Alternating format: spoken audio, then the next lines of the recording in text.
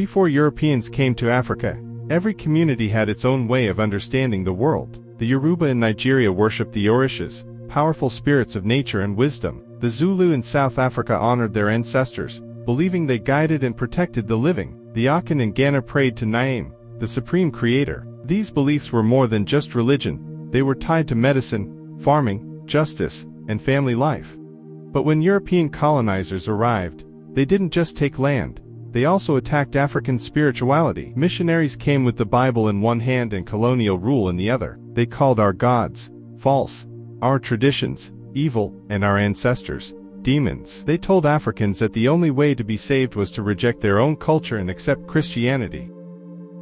Many Africans resisted at first, but the colonizers had power. They controlled the schools, the laws, and the economy. Children were taken to missionary schools, where they were punished for speaking their own languages. They were forced to memorize Bible verses while their own history was erased. Sacred places, like the Mugumo trees of the Gikuyu in Kenya, were cut down and replaced with churches.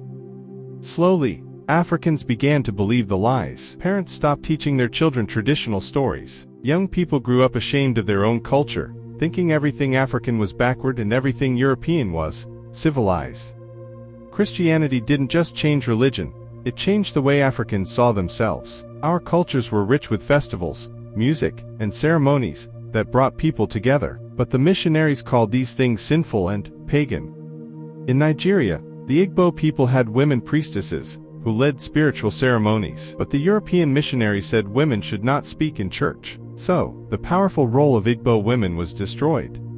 In Zimbabwe, traditional healers, Nangas, were called witches and arrested. These healers knew how to use herbs to cure sickness, but the church said only prayer and Western medicine were acceptable. So, generations of African knowledge about medicine were lost.